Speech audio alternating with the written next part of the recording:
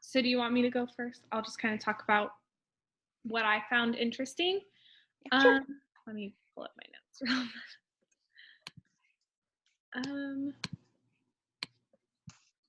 So like I said, I teach high school math, and so I just liked how it talked about attitude sometimes can be something that we don't know that we have. It can be based on just like our past experiences, our childhood, our parents, and we just like don't realize that we have those beliefs. Um, so an example that I see a lot in my classroom, especially in math classroom, is kids come in saying, "I'm not good at math," and just like whatever past experience they had, like they have this like true attitude or like belief in themselves that they just aren't good at it. And so that's something that I've had to like work really hard, especially I teach all freshmen. So like work really hard to turn around as they come into high school and math gets a little more difficult. So I yeah. could say honestly, Yeah. as an adult, I am that person. So I'm really sorry to my math teachers growing up because that was me.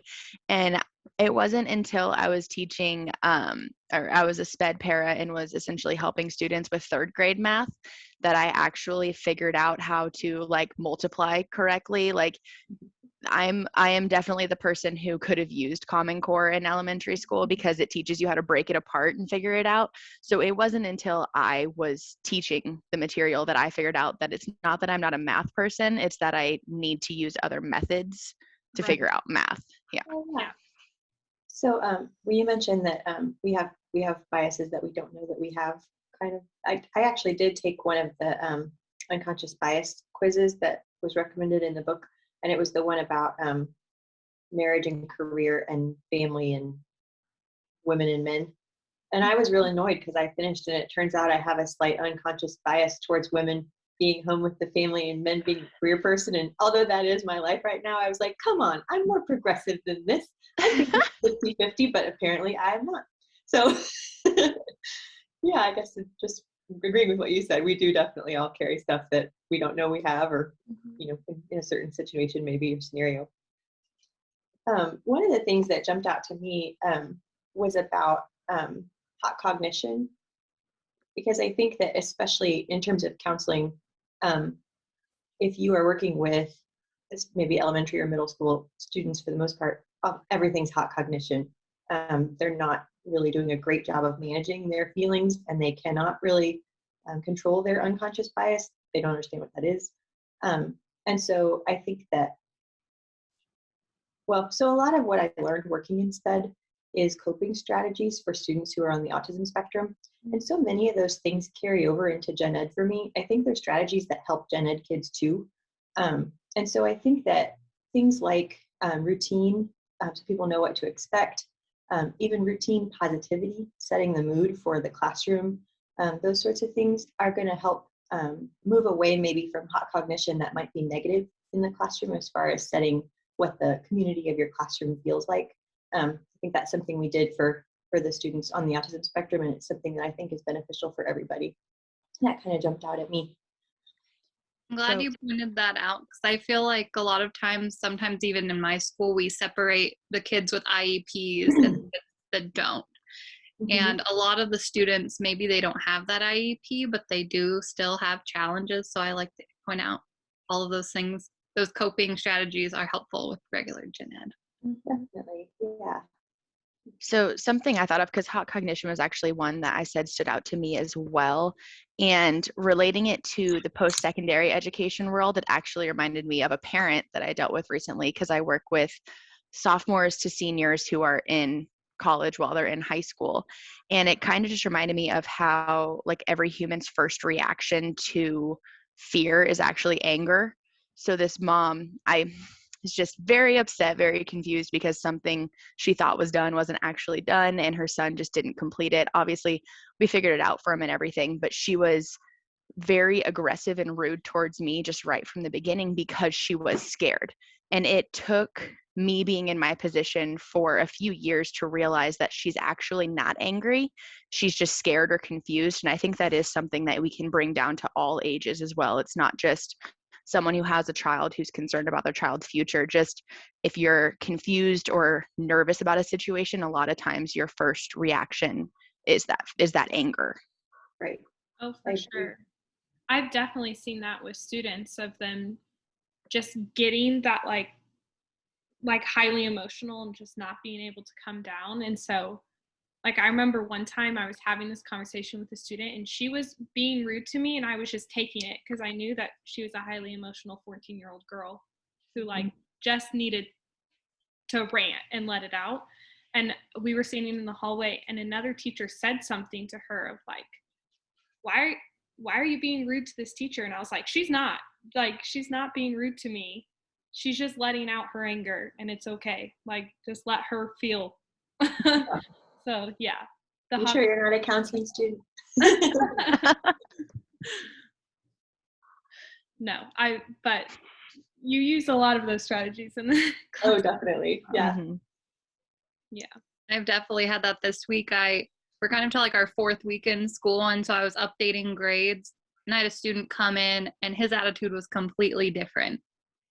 And he's like, apparently I have an F now, and he couldn't understand. And even though like I'd contacted him and said, hey, you have these couple things you just need to make up, I put the missing in there to kind of remind him, and he just couldn't handle it. So he was like ranting and he was rude to me, and we talked about it. And once he made up that quiz and his grade went back up, he was fine. But he was all hot about it. It just completely changed his attitude. But I just took that into like, you're gonna be okay. We'll just let you get that out of your system. Yes. Yes. I guess for me, I wrote down like 5 different things, but I'm not gonna go through each of them.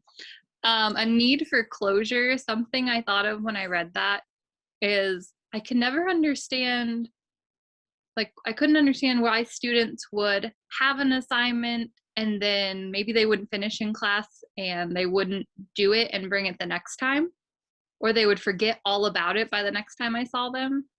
And when I was reading that, I kind of realized that they needed that closure. They needed to just kind of like be done with the class. So when they're done with my class, they don't think about it until next time. So then it started to make sense to me like, oh, they need that closure. So in their mind, it's over. And in my mind, it's you have this homework to do. But that need for closure is kind of affecting them getting stuff done outside of my class. So I've just kind of tried to bring them in during seminar, if you guys have seminar like study hall, and work with them so that that's brought back and they don't have quite as many problems with completing things. But I mean, we all have that wanting to have a break and step away from things. So It's like we talk about it with adults of like, you have to have your work-life balance, but then we send kids home with homework. Oh, that's true. Yeah. That is kind of something we've noticed that we're actually working to fix in the recruiting aspect of my position, because we'll have students come to campus, take them on an awesome tour with all this cool stuff, and then tell them about everything and then send them home. And we tell them, like, when you get home, don't just forget about everything you heard today. Like, if you heard something that's interesting to you, talk to an adult and get it going. And then we've noticed just a complete drop off, because the same thing happens. They are like, okay, that was a cool day. I was on the bus for 3 hours with my friends and I got to eat McDonald's instead of lunch food. And they're not thinking about what they told us or what we told them. So what we're trying to do then, kind of like Shelby, like you said, bringing them in during seminar, is we're trying to hit them again at their high school another time. So just kind of remind them essentially like, hey, remember this stuff? We're still going to talk about it. So it kind of reminds me of how you're bringing them in during seminar. Mm-hmm. There's some statistic, I'm a math person, but of like students have to see and interact with something so many times in order for it to like actually stick in their brain, which is why like multiplying is difficult for kids, because you just teach them the facts, but it doesn't actually like stick in their brain, And so that's interesting that you are taking them on this awesome tour, but then, finding another time to check in, and then finding another time maybe, and just showing them it multiple times so they can actually understand and comprehend what they learned that day.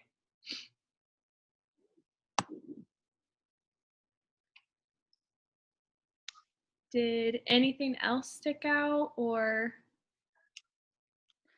I say the only, oh, sorry. Were you go talking about? ahead. I was say the only other one that kind of popped out to me that kind of went with a lot of this was the mood congruent memory, because I just feel like that one was the most, when I read it, I was like, oh, that's everybody, because it's a lot about like when you're sad, it's easier to think of sad things. So when we're talking about like a student who's upset about something, or like Mallory, like you were saying, the student who just needed to be angry for a second, allowing them that moment to be mad or sad really quick can allow them to have those feelings and then just move on from there. Easy to spiral from that place too, because I think the article talked about it. If if you're focusing on your sad memories, it's easy to look back and feel like you've had a very sad life. Mm-hmm. That's really easy to see happening too, especially with an adolescent. If someone comes into your class and says, I'm bad at math, and then they feel bad at math, and then they feel like they're bad at school, and then they just feel like a big failure. That once that kind of gets in their head, I think it's a lot harder to reprogram that out. So I think it's a really good thing to let them get those feelings out while they have them, and then kind of focus on the positive, redirect, celebrate the successes, that sort of thing. Yeah, that's kind of, sorry, go ahead. No, you're good. That's kind of how I took it, is when I read it, I was like, oh, maybe if I had a bad interaction or something bad happened during a class, is a student coming back and remembering that? And then they go back into that place because it occurred in my classroom. And so in my mind, I'm just trying to be a little more conscious of that. I have a lot of students, because I teach kind of like a remedial science. So it's for students who've already failed a science credit. So they all come in saying, I'm bad at science. And so when I hear that, and then I try to build them up at the beginning and get like a good, like their grades good, get them set, lots of encouragement. So I'm hoping to kind of push those away. Mm-hmm. And maybe they'll have good thoughts coming in and not that negative, I'm bad at science over and over again. I think also it goes like the opposite way of, if we have a student who misbehaves one day or is like really disruptive in the classroom, then we have to like wipe that from our memory and start fresh with that student the next day as well. Because it's easy to get caught up in, well, he talks every time I'm talking, so he's going to do it again today, where we need to like let that person have a fresh start. But I also, one of the questions was like, what do you do in the classroom in order to, I don't remember the exact phrasing, but my big thing is positive reinforcement. Just every kid needs to hear, good question, good job. Like, yes, you have that one correct. So even if they're just working independently, I try to walk around and be like, hey, you got that one right, good job. And just try to point out something positive on everybody's worksheet or whatever they're working on. Yes, make your classroom a positive place. Yes, yeah. So important.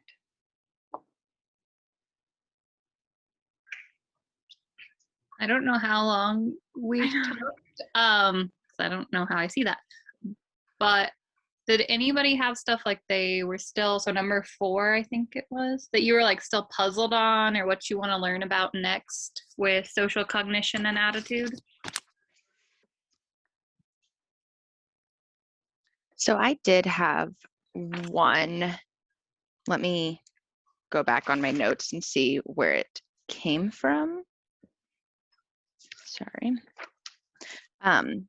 It was a little bit about like understanding where this comes from. And I think that's something that all of us have, like with all of our students, is if there is a student who has a big feeling, trying to figure out what potentially triggered that, and like what all of these definitions and all this vocabulary that we learned, like where it's coming from, so that you can essentially help them move past it. And I think that's just something with more experience, because like I said, I'm a school counseling student, so most of what I've worked with is just frustration in not understanding what's going on, which I guess in any educational setting, most of the frustration comes from not understanding what's going on. One of the big impacts with my position is that a lot of students feel as if, since they're taking college and high school, if they're not successful in it, they're done for, and they've ruined their college career and they've ruined their future. And I've had some who their parents have said, well, you ruined your life, way to go. So yeah, moving past that and helping them understand like this is what you're feeling and this is why. So like all this stuff that we read about, I guess it's more just about learning your student and being able to help them through it based on their personal experiences. Mhm. I think it would definitely depend on what type of classroom you were working in. But I was thinking, I think some of the notes I took had to do with clarifying what personal goals are at the beginning of the year, um, and then talking about how you might get in your own way and how to overcome it with each kid. So, I mean, if somebody walks into your classroom and they're like, "Hey, I'm bad at reading. I've always been bad at reading," but maybe like on the first day, having each kid write down a goal for themselves on a note card, and then we can all talk about, I think I'm bad at reading. I think it's boring. It makes me fall asleep. We can talk about ways to overcome that, because I think that a lot of the things, and I'm back on hot cognition here because I thought that was really interesting. But I think that having a goal in mind and a plan is maybe a good way to combat some of those feelings that pop up out of nowhere, because it gives you a square one to go back to. If this is why I'm here, this is what I'm working towards. And I think maybe giving the student a roadmap for how to do that in the form of a goal and a plan might be a good way to combat it. Kind of going along with what you were saying there. For sure. I think oh, go. Nope, Valerie, I always try and interrupt you. Go ahead. I feel like we can do that like almost daily when we begin our classes of like, this is our learning goal for today. Like you can take it one day at a time, even if you think you're bad at math or that's how you feel about yourself. Like let's just learn today. We're just solving one-step equations. Just figure out today's work. I like that idea about having a goal at the beginning of the semester, because I think especially a lot of my students, they've already failed something, if not several classes. And so we already have that, I guess, that expectation. Like they've even said, don't expect me to pass. I always fail, like things like that. And so when they do have a good grade and they are doing good, I feel good about it. But having that goal, I think, will help direct them, because they have career goals, but they don't see the connection in class sometimes. I think I got off topic. I was going to talk about what I was hoping to learn, but that's okay. The implicit behavior, none of us like kind of talked about, but I have it down because it related to what I want to learn. So having those behaviors, like you said, we don't really know what's going on with the students, and being able to help figure that out and then come up with solutions and steps, because they don't always want to talk to me. Some, especially girls will talk to me. The guys, if I ask, hey, what's going on with you today? I don't get a lot of answers. They're trying to figure out how we help them even when we're not sure what's going on. Right. I feel like just asking that question and just like letting them know that you notice that they're off is helping them. Like knowing that they have an adult that's like noticing that their behavior has changed. Right. So you're doing great things. Keep it up. Well, and I don't know how it necessarily works in your schools, especially being in the high school setting, but in my situation, if I have like a male student who's just not connecting with me, but I can tell there is an issue, I have 3 other males on my team who I can be like, hey, do you think like you just want to pop into this classroom and just interact with them and like be buddy? This is the one I'm kind of curious about. Which obviously in my setting, it's a lot easier to do that. But I think if you can tell that it's because you're a female and they're just not comfy with it, that trying to find maybe a male to connect with might be helpful too. Chat with other staff.